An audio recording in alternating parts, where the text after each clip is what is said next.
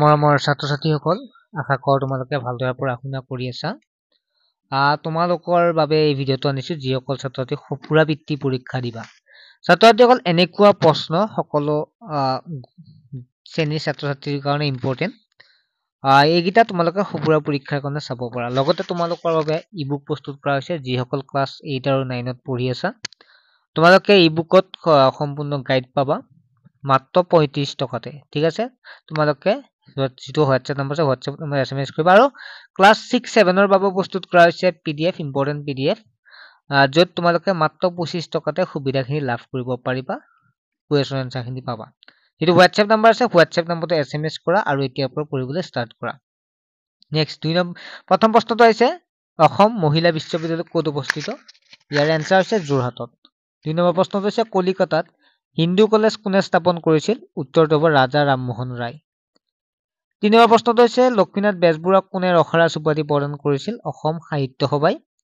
4 number প্ৰশ্নটো হৈছে doctor Bhupen Hazarika সেতু কোন নদীৰ ওপৰত অৱস্থিত? লোহিত নদীৰ ওপৰত অৱস্থিত।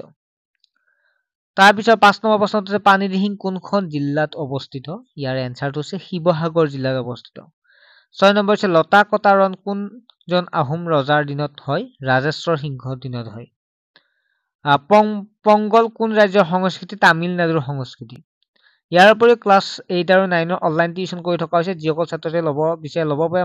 মাত্ৰ তোমালোকৰ ক্লাছ 9ৰ বাবে 99 টকা আৰু ক্লাছ 8ৰ বাবে 119 টকা এতিয়াও অফাৰ চলি আছে। তাতকৈ কমত পঢ়িব পাৰিবা একে বছৰীয়া পৰীক্ষালৈকে। লাইভ ক্লাছ হ'ব, নোৱাৰাটো সুধিব পাৰিবা। যিসকল ক্লাছ 8 9ৰ ষ্টুডেণ্ট আছে তোমালোকে SMS কৰি তোমালোকে ডিটেইলছ জানিব পাৰিবা। নেক্সট হ'ল 8 নম্বৰ প্ৰশ্ন হৈছে বসুডিমা কোন সম্প্ৰদায়ে পালন কৰে? ডিমাছাসকলে পালন কৰে।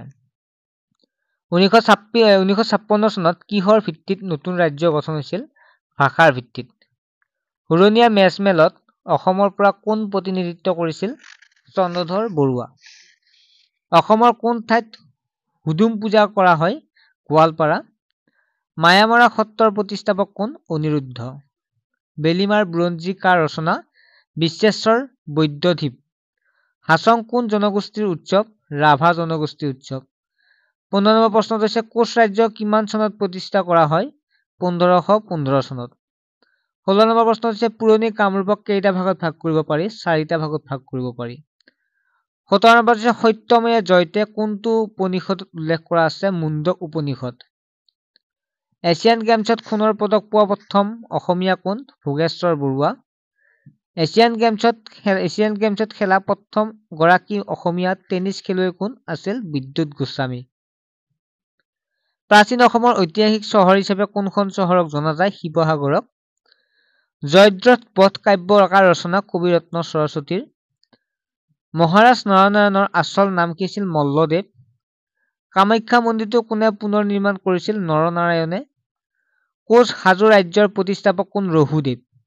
ছাত্ৰ-ছাত্ৰীসকল আশা কৰোঁ তোমালোকৰ বাবে এইকেইটা কমন পৰিব লাগে বা ইম্পৰ্টেণ্ট হয়। তোমালোকে এইকেইটাও চাবা। লগতে তোমালোকে ই-বুকখন ল'ব পাৰিবা ক্লাছ 6 7 8।